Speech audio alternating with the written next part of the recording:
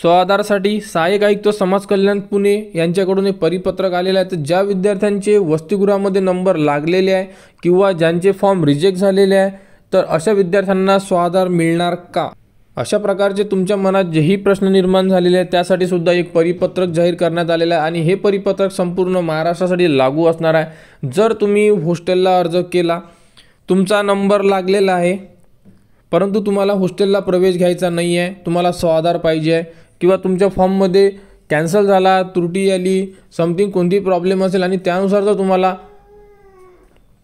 स्वाधारची जर फायदा घ्यायचा असेल तर नेमकं काय आहे तर या व्हिडिओमध्ये संपूर्ण अपडेट आपण चेक करणार आहे। दिलेली माहिती तुम्हाला शांतपणे ऐकणं गरजेचं आहे कारण यामध्ये लवकर पॉईंट कळत नाहीत।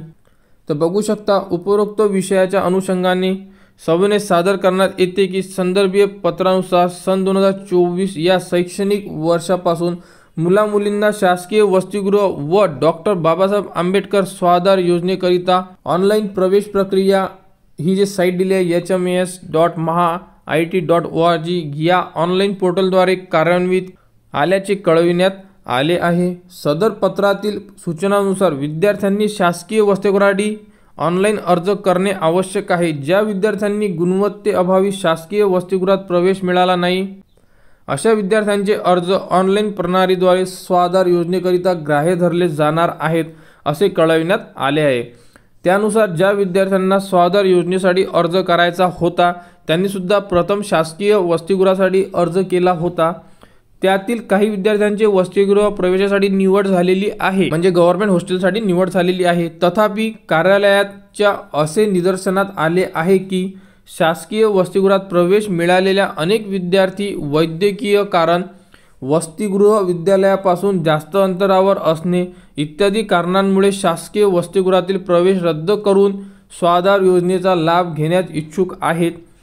सदर विद्यार्थ्यांना स्वाधार योजनेचा लाभ घेता येईल किंवा असे याबाबत कार्यालयास संभ्रम निर्माण झालेला आहे। तर ज्या विद्यार्थ्यांनी हॉस्टेलला फॉर्म भरलेला आहे, नंबर लागलेला आहे परंतु आता तिथे कोणतं तरी कारण देत आहे, वैद्यकीय कारण, वसतिगृह कॉलेजपासून दूर आहे, अशा प्रकारचे कारण देऊन तो प्रवेश रद्द करण्याचा प्रयत्न करत आहे आणि ते विद्यार्थ्यांना असं वाटत आहे की हा प्रवेश रद्द करून मला स्वाधार घ्यायचा आहे। तर यामध्ये आता नेमकं काय सांगितलं हे सुद्धा आपण बघणार आहे।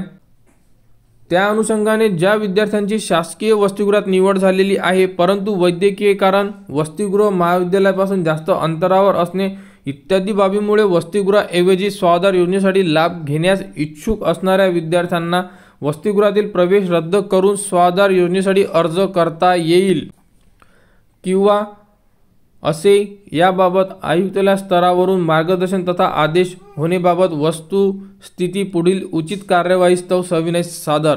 तर वसतिगृहाचा अर्ज रद्द करून स्वाधार योजनेचा अर्ज करता येईल हे यामध्ये सांगण्यात आलेलं आहे। म्हणजे तुमचा नंबर जरी लागलेला असेल तरी तुम्ही अर्ज म्हणजे तुम्ही स्वाधारचा फॉर्म भरू शकता। पण या अगोदर जो व्हिडिओ दिलेला आहे की तुम्हाला एकदा जर फॉर्म भरलेला आहे तुम्ही हॉस्टेलचा तर तुम्हाला भरायची गरज आहे का, कारण जर तुम्ही या साईडवर एकदा जर कोणता तरी फॉर्म भरला तर तुम्ही दुसरा फॉर्म भरू शकत नाही आहे, त्यामुळे तुम्हाला सुद्धा कोणताही फॉर्म भरायची गरज नाही आहे। त्यामुळे तुम्ही वेट करा, परत तुमच्यासाठी रेग्युलर फॉर्म संपल्यानंतर एक डेट येऊ शकते आणि अपडेट आल्यानंतर उपलब्ध करून देण्यात येणार आहे। आणि यामध्ये दोन्ही डाऊट्स तुमचे क्लिअर झालेले आहे की आता तुम्ही अर्ज करू शकता, नंबर लागलेला असेल तरी तुम्ही अर्ज करू शकता।